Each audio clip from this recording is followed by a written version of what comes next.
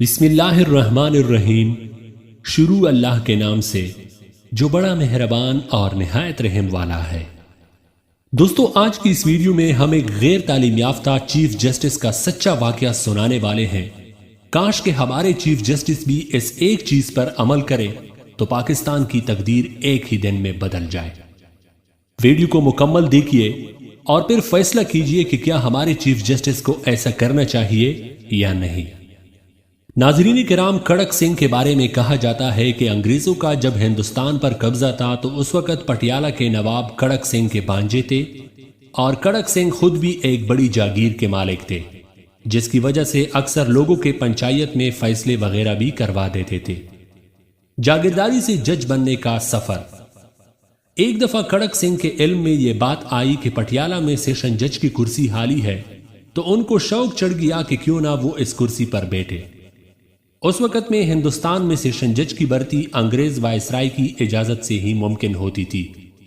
کھڑک سنگھ نے اپنے بانجے سے اپنی اس خواہش کا اظہار کیا تو ماموں کے احترام میں راجہ نے وائسرائے کے نام ایک خط لکھ کر ماموں کے حوالے کر دیا، اور کھڑک سنگھ وائسرائے کے پاس سفارشی خط لے کر چلے گئے۔ تعلیم کے بغیر جج کی کرسی پر بیٹھنے کا حکم نامہ وائسرائے کے پاس جب کھڑک سنگھ خط لے کر پہنچے تو وائسرائے نے ان سے ان کا نام پوچھنے کے بعد ان کی تعلیم کے بارے میں دریافت کیا۔ کھڑک سنگھ پڑھے لکھے تو تھے نہیں، مگر اس سوال سے بھڑک اٹھے۔ انہوں نے وائسرائے سے پوچھا کہ سیشن جج کا تعلیم سے کیا کام؟ انہوں نے بچوں کو تو پڑھانا نہیں ہے جو ان سے تعلیم کے بارے میں دریافت کی جا رہی ہے۔ وائسرائے نے ان سے دریافت کیا کہ پھر وہ غلط اور صحیح کو کیسے پہچانیں گے؟ تو اس کے جواب میں کھڑک سنگھ کا کہنا تھا کہ ساری عمر وہ پنچایت کے فیصلے کرتے رہے ہیں، ان کو اچھے اور برے میں فرق بہت اچھی طرح سے کرنا آتا ہے۔ بلاخر تنگ آ کر وائسرائے نے ان کو پٹیالہ کا جج بنا کر بھجوا دیا اور سوچا کہ راجہ جانے اور اس کا ماموں جانے۔ جسٹس کھڑک سنگھ کی عدالت کا پہلا مقدمہ۔ جب پہلے دن کھڑک سنگھ عدالت پہنچے تو ان کے سامنے ایک عورت کے شوہر کے قتل کا مقدمہ پیش کیا گیا۔ اس عورت کے ساتھ 4 ملزمان کو بھی پیش کیا گیا جن پر الزام تھا کہ انہوں نے اس عورت کے شوہر کو ڈنڈوں اور چاقوؤں سے مار دیا ہے۔ کھڑک سنگھ کے سامنے پولیس نے کیس کی فائل پیش کی تو کھڑک سنگھ نے عورت سے کیس کے بارے میں دریافت کیا۔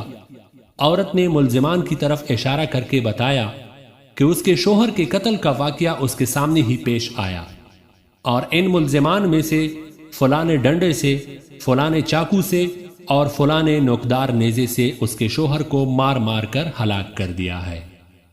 جب کھڑک سنگھ سے ملزمان سے اس بارے میں دریافت کیا تو اس کا کہنا تھا کہ ان میں سے ایک کے پاس بیلچا تھا، دوسرے کے پاس کدال تھی، جبکہ 2 کے پاس گھاس کاٹنے کی درانتی تھی، اور یہ عورت غلط بیانی کر رہی ہے۔ کھڑک سنگھ نے بات کو سمیٹتے ہوئے ان سے دریافت کیا کہ کیا واقعی اس عورت کا شوہر مر گیا ہے؟ تو انہوں نے اس کا اقرار کر لیا۔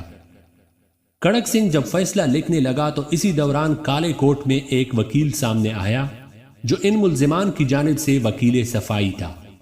اس نے کھڑک سنگھ سے درخواست کی کہ کیس ان لوگوں کے درمیان زمین کے جھگڑے کی وجہ سے ہوا، اور مقتول کے نام پر زمین تھی ہی نہیں، زمین تو ملزمان کے نام تھی، اور مقتول ان کی زمین پر جھگڑے کی نیت سے آیا تھا۔ وکیل صفائی بھی ملزمان کا ساتھی نکلا۔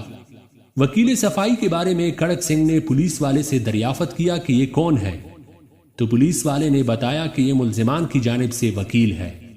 تو کھڑک سنگھ نے کہا کہ یعنی یہ بھی ان کا ہی ساتھی ہوا۔ ایک ہی دن میں مقدمے کا فیصلہ کارروائی کے بعد اسی وقت کھڑک سنگھ نے فیصلہ سنا دیا کہ کل صبح ان 4 افراد کے ساتھ ساتھ اس وکیل کو بھی پھانسی دے دی جائے۔ فیصلے کے اثرات: ایسا فیصلہ دے دیا کہ جس میں ملزمان کے ساتھ ساتھ اس کے وکیل کو بھی پھانسی دے دی گئی، اور اس فیصلے نے کھڑک سنگھ کے انصاف اور دبدبے کی دھوم مچا دی، اور اس کا ایسا خوف بیٹھ گیا کہ اس کے بعد کھڑک سنگھ کے علاقے میں دوبارہ قتل کی کوئی واردات نہیں ہوئی، یہاں تک کہ فوری انصاف کے سبب دور دور سے لوگ کھڑک سنگھ کی عدالت میں انصاف کے لیے آنے لگے۔